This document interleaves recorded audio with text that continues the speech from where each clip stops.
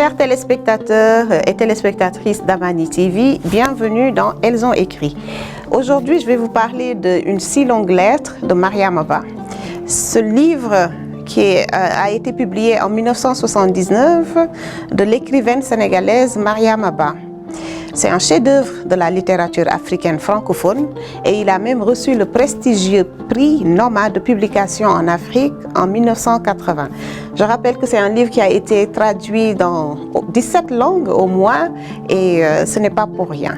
À travers donc la voix de son héroïne Ramatoulaye, Mariama Ba explore les défis auxquels les femmes africaines sont confrontées dans une société patriarcale en pleine mutation. Ce roman prend la forme d'une longue lettre écrite par Ramatoulaye, une femme récemment veuve, à son amie d'enfance, Aïssatou, qui est établie aux États-Unis. Dans cette lettre, elle revient sur les moments marquants de sa vie, sa relation avec son mari Modou Fall et les épreuves qu'elle a traversées. Modou, après des années de mariage, prend une seconde épouse, plus jeune, au mépris de Ramatoulaye. Malgré cette trahison, Ramatoulaye choisit de rester dans son foyer, tandis qu'Aïssatou, confrontée à une situation similaire, avait opté pour le divorce et l'indépendance. À travers leur parcours contrasté, le roman met en lumière les dilemmes auxquels les femmes doivent faire face dans le cadre de traditions souvent oppressives. Les thèmes principaux de ce roman sont d'abord évidemment la condition des femmes en Afrique, parce que Mariama Ba dépeint avec finesse les injustices subies par les femmes dans une société dominée par les hommes. Elle y dénonce la polygamie, donc le poids des traditions et les sacrifices imposés. Ramatoulaye incarne la lutte intérieure entre le devoir de femme qui lui est imposé par la société et l'émancipation à laquelle elle veut aspirer. Il y a évidemment des thèmes entre la tradition et la modernité, parce que le roman explore la tension entre la fidélité aux traditions africaines et l'aspiration à la modernité, notamment dans les questions d'éducation, de rôle des femmes et de choix personnels.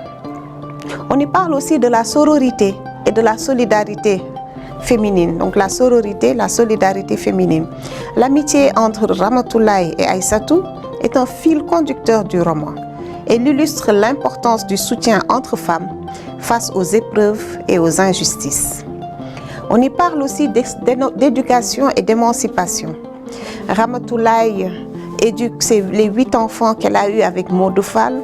Elle voit à quel point chacun trace sa route. Et tandis qu'Aïssatou aussi, qui a des fils, toutes deux valorisent l'éducation comme un outil fondamental pour l'émancipation des femmes, l'émancipation de la société et justement parvenir à briser les cycles d'oppression. Une si longue lettre est considérée comme une œuvre fondatrice du féminisme africain. Saluée pour sa lucidité et sa critique sociale, le roman a été étudié dans de nombreuses institutions académiques à travers le monde.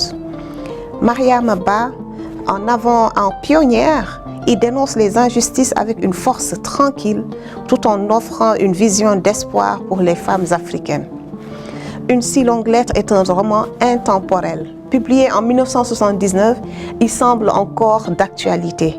Et qu'on le lise adolescente ou femme épanouie, on y retrouve toujours les réponses face aux pressions sociales imposées par la société africaine et le besoin justement de s'en émanciper.